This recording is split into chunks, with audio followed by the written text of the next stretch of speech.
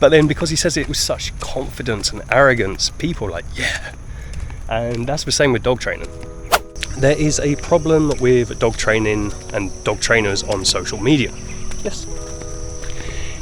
And I'm going to be breaking that down in this video and sharing my thoughts, but I really want to also hear what you have to say. So if we take a look at platforms like TikTok and Instagram, they are all very, very snappy. Very, very short, good.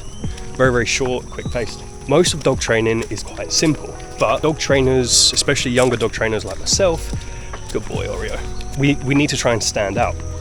So because dog trainers need to stand out, they use controversial topics in order to cause chaos in the comment section, which then boosts the algorithm, and because that gets a lot of attention, they then will jump to further extremes to again get noticed and feed the algorithm, because the algorithm works really well off of conflict. Good boy, buddy. So what they'll do is they'll have a very polarized opinion, saying, oh, don't teach your dog sit, or always let your dog walk in front, always keep them by your side. Yes. And this will then stir up the comment section, which then boosts the algorithm, and once they figure that out, they then go to more extremes, because every comment helps boost that post, even if it's negative. So the more extreme of an opinion you have, more chance you are going to get noticed.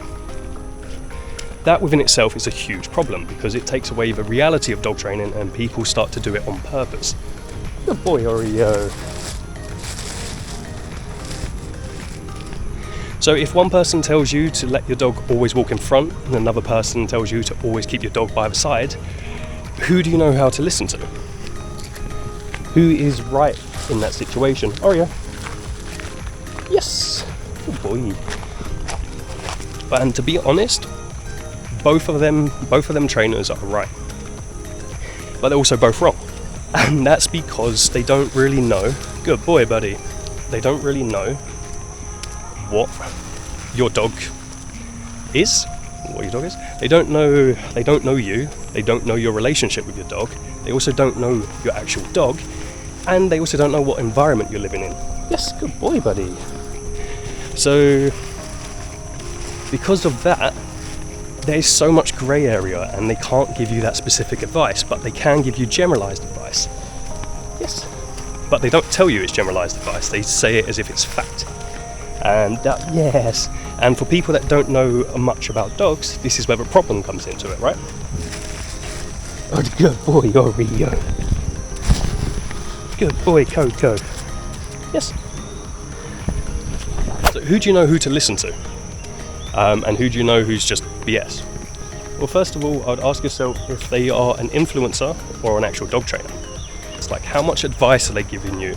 And are they talking about fundamentals and your relationship with your dog? Or are they just telling you, if your dog does this, you have to do this? Fuck, that is hot. Alright. Okay, let's try that again. What were we talking about? It's very, very easy to criticize another person's work, take their video and talk over the top of it. What is a lot harder is being able to actually show your work. Stay. Being able to actually show your work and talk about, use a similar dog, and then actually go back over it. So this is, and a lot of people do this because it's very easy to get noticed when you're doing that, especially if it's on a controversial topic. Yes. Good. So that's one of the reasons I love Happy Hounds, for example. She is a force-free trainer that wants to show the world that force-free training works. She doesn't criticize other dog trainers, she puts in the work and shows her work, and she does all of that for free with the dogs as well.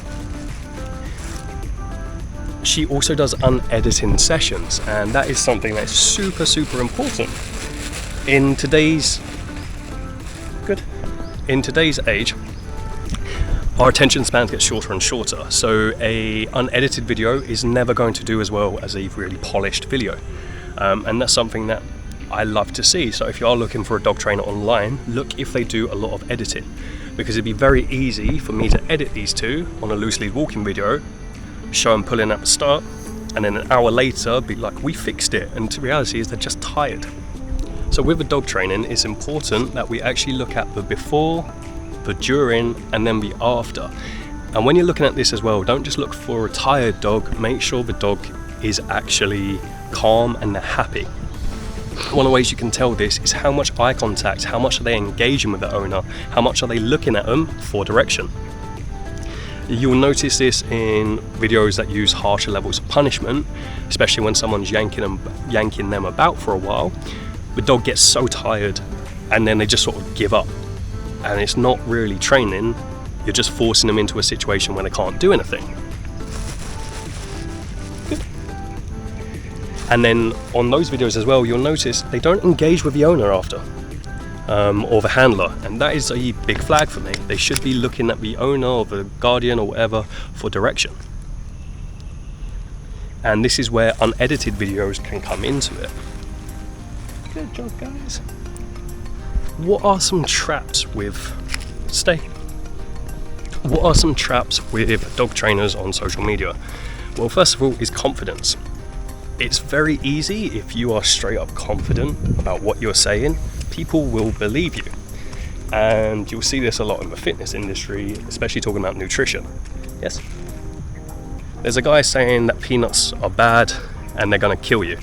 And it's like the only reason they will kill you is because you're allergic to peanuts. It's not. But then because he says it with such confidence and arrogance, people are like, yeah. And that's the same with dog training.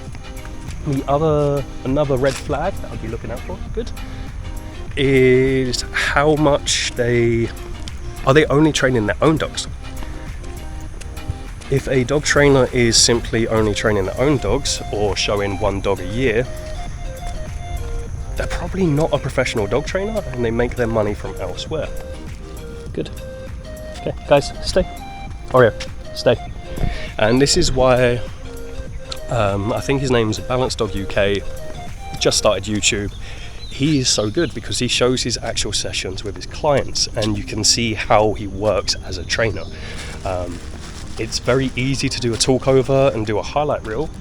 It's a lot harder to actually talk when you're training dogs to stay in action. And that's something else I would look out for as well. Are they taking clips from actual clients, which I think is amazing, or are they not? And you'll see this a lot more with balance trainers as well. They show their work more, and I don't think force free doesn't work, but they don't show it enough. It's more talk than anything else. So that's why people like Happy Hounds is doing such a good job, and she's going to become very big on YouTube once the algorithm gets there for her. So in summary, I would look for dog trainers that are actually real, dog trainers that are honest, ones that are showing their work, ones that aren't bashing other trainers, and also ones that are explaining why. The biggest reason dogs do stuff, you can't change it if you don't know the why. And they should mention things about health checks and fulfillment, especially when they're talking about reactivity. And also question everything, man. Like don't even believe this video. Question it, because with today's age, it's so easy to fake stuff and just pull statistics and information out of your ass. So yeah, I think that's the problem with social media, on dog training in social media. But what do you think? Do you think there's not a problem? Do you agree with some of what I said? Do you disagree with what I said? Let me know, because it'd be great to change the way dog training is done on social media. I think the more we reward people that are just showing their work and explaining it and actually helping dogs rather than being influencers, it'll go a very, very long way. Oh, guys, hey, this is also Oreo and this is Coco. They're two of my dogs that I walk every morning. So yeah, all right. Well, thanks for watching, guys. Appreciate you. And let me know what you think.